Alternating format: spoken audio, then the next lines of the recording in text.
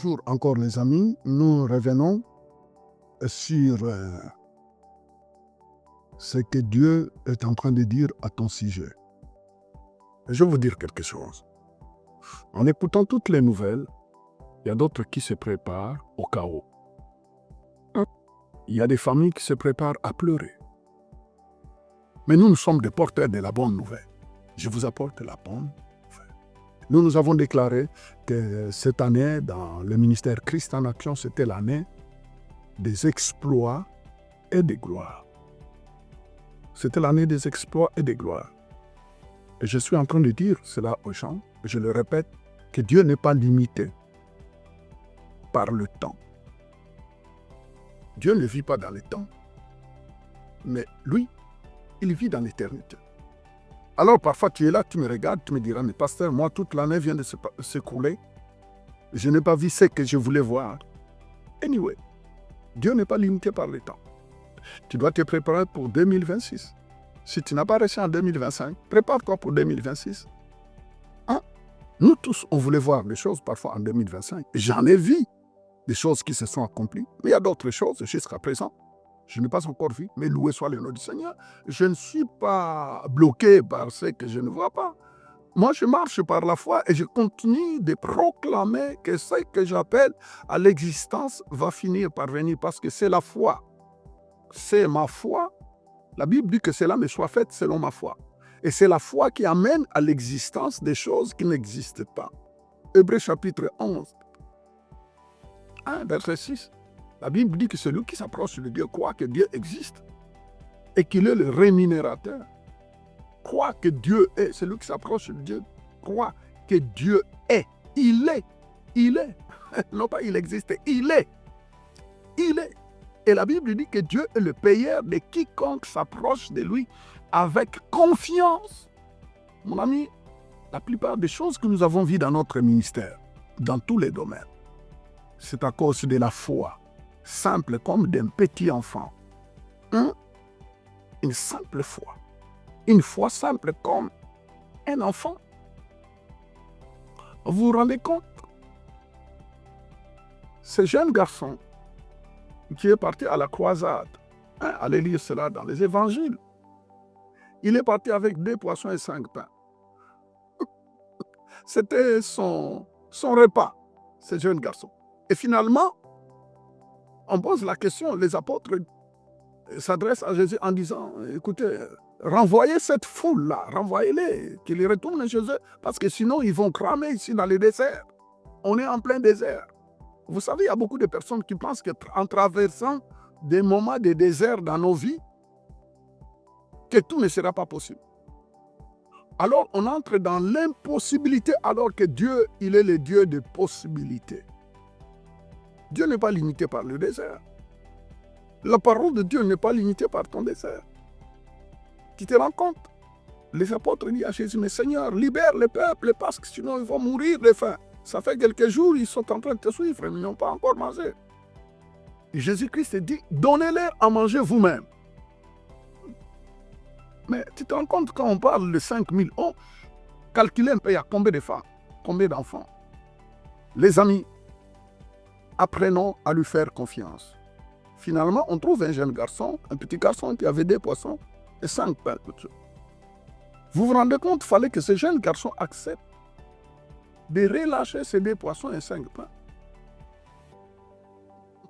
Tant qu'il gardait cela, le miracle n'allait pas s'opérer. Il dit, avec ce que tu as, Dieu veut accomplir le miracle avec le peu que tu as. Avec le talent que tu as. Dieu veut accomplir le miracle. Avec ce que tu minimises. Avec ce que tu dis, oh non, moi je n'arriverai pas. Mais attends, écoutez quand même l'histoire de ces gens-là aujourd'hui où nous entendons parler qu'il était ceci, regardez ce qu'il est devenu, il était ceci, regardez ce qu'il est devenu. Mais je suis parti dans des conférences où les gens donnaient des témoignages, des gens qui travaillaient avec $12 l'heure, avec 11, qui gagnaient à l'époque. Mais maintenant, ils sont devenus des millionnaires parce qu'ils ont trouvé les besoins qu'ils ont comblés et cela les a amenés à aller plus loin. Loué soit le nom du Seigneur. Et je bénis Dieu parce que c'était les enfants de Dieu. Ces 2 poissons et quelques pains ont nourri des milliers de personnes. Le surnaturel est vrai. Ça, c'était un miracle surnaturel. Posez-vous la question un peu quand on parle de la fête du Cana, lors d'un mariage où Jésus-Christ était invité. Gloire à Dieu que Jésus-Christ était invité dans ce mariage. Il est invité. Il est invité avec ses apôtres. Et finalement, on vient de dire que non, ils n'ont plus de vin. Ils n'ont plus de vin. Ils n'ont plus de vin. Vous savez, même s'il a dit à sa maman, qu'a-t-il entre moi et toi, faim? Mais vous savez, Jésus-Christ, la Bible dit que c'était son premier miracle. Ce fut le premier des miracles de Jésus. Et Jésus manifesta sa gloire et ses disciples croyaient en lui. Jean chapitre 2, verset 11. C'était son premier miracle. Hein? C'était son premier miracle. Et même le disciple crie en lui. Parce que quand ils ont vu l'eau se transformer en vin, et parfois, toi, ce n'est pas le cas. Je ne sais pas quel type de miracle aimerais-tu voir. Mais le miracle ne vient jamais par hasard. Vous vous rendez compte quand Jésus-Christ disait à tous ses disciples de remplir de l'eau sur des calebasses. Vous vous rendez compte, ces disciples et tous ceux qui travaillaient lors de cette fête, pour qui ils prenaient Jésus. Il a dit, mais attends, ici ils ont besoin du vin, mais ils nous demandent de remplir de l'eau sur des trucs qu'on se sert à laver les mains. Ça n'a pas de sens. Vous savez, quand Dieu travaille, il y a des choses qui n'ont pas de sens. Mais la foi, c'est comme ce jeune garçon qui a libéré et qui a pu donner ces 2 pains et les 5 pains. Et vous savez, il y a eu 12 paniers qu'ils ont ramassés. Et ces 12 paniers, je crois que ça devrait aller directement à ces jeunes garçons. C'est pourquoi Jésus-Christ a dit, laissez venir à moi les petits-enfants, parce que les petits-enfants ont une foi simple. Vous savez, nous, les adultes, à un certain moment, on calcule tout, on pense tellement à tout que finalement, on tire la conclusion, bof, ça ne marchera pas. On tire la conclusion que là, les choses ne peuvent pas changer. On tire la conclusion, vu tout ce que j'ai vécu, tout ce que je traverse, je ne pense pas que Dieu est capable d'intervenir. Détrompe-toi parce que Dieu intervient toujours. Là où il y a la foi, comme la foi d'un enfant. Une toute simple confiance. Mais amis, développons cette confiance-là. Tu peux, je te le dis, que tu peux t'en sortir dans n'importe quelle situation. Je ne sais pas ce que tu traverses. Mais je vous le dis, crois que c'est possible que tu t'en sortes de cette situation sain et sauf. Pourquoi ne pas expérimenter la main de Dieu? Pourquoi entendre que seulement les témoignages des autres? Et toi, tu dis, mon cas est compliqué. Ton cas est compliqué par rapport à quoi? Je n'ai pas le temps de vous citer des témoignages. J'ai des centaines et des centaines, des centaines et des centaines de témoignages de ma vie personnelle. Et dans la vie des centaines de personnes qui nous écrivent, des personnes qui nous suivent en direct et qui reçoivent l'intervention divine en direct. Pourquoi? C'est parce que nous servons un Dieu puissant et un Dieu vivant. Si tu peux dire un bon amen, j'apprécierais.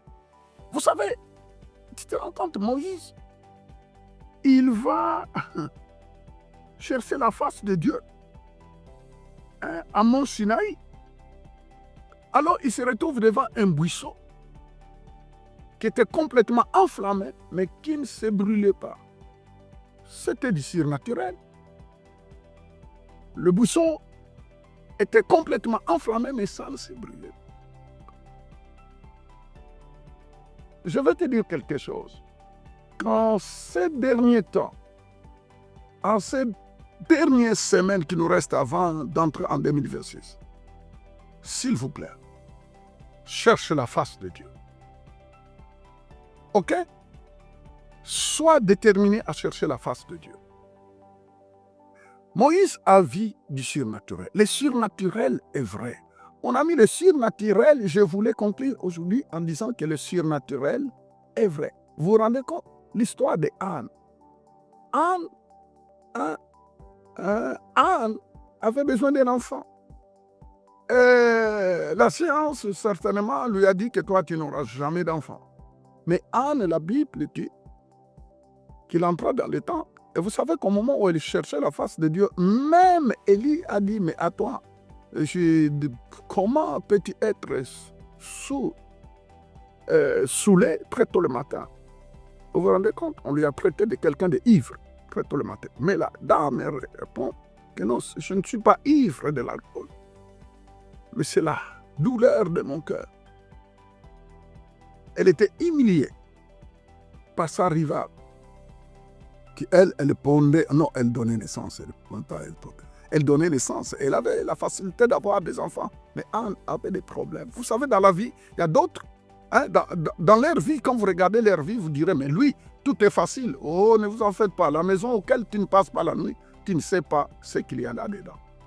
Vous savez, il y a des moments où nous disons, ah, c'est bien, un tel, lui, sa vie va bien, ainsi de suite. Et parfois même, à l'église, on se compare. Oh, mais nous fréquentons la même église, mais lui, tout va bien. Ne vous en faites pas, tu ne sais pas ce qui l'embête. Hein? Alors cette dame-là a pris la décision de chercher la face de Dieu. En dépit de tous les mépris. Vous savez, nous vivons dans un monde hostile où les gens sont prêts à te mépriser par rapport à ce que tu vis. Mais Dieu ne te méprise pas, s'il vous plaît. Dieu n'est pas là en train de rire en disant, regarde ce qui lui arrive. Dieu n'est pas là avec un morceau de bois pour frapper sur la tête à quelqu'un. Tu as vu, tu as péché, tu as vu, tu as fait ceci. Maintenant, tu vis la malédiction. Dieu n'est pas là pour ça. Dieu n'est pas là pour ça. Dieu ne veut pas te voir pleurer. Il veut amener la joie dans ton cœur. Et il a amené la joie dans la vie de cette âme. Et Anne a pu tomber en grossesse. Et elle a donné naissance à Samuel, un grand prophète.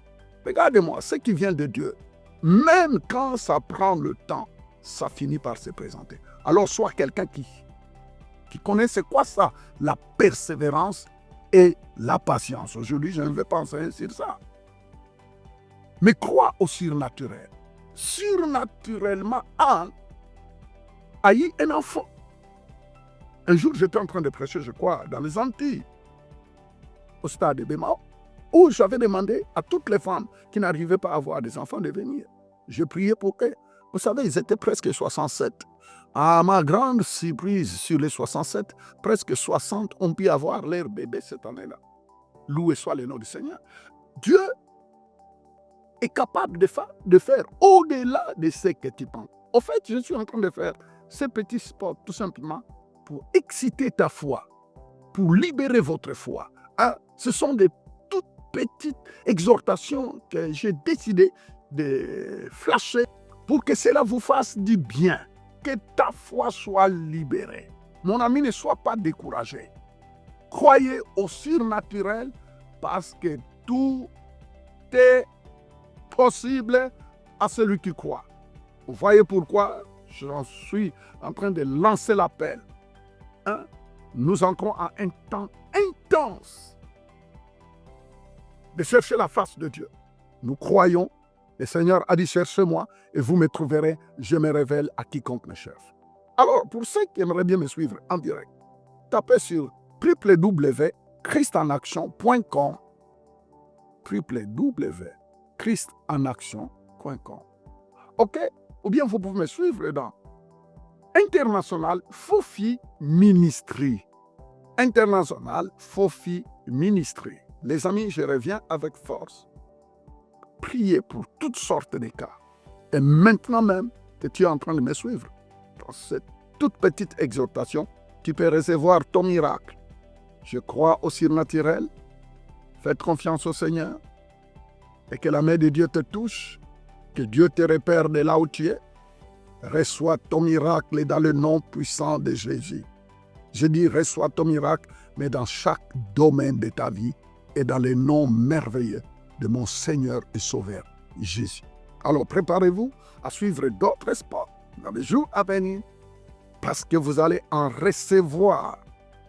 Oh, que la main de Dieu te repère et que la gloire lui revienne. Au nom puissant de Jésus. Amen. Merci, sois béni.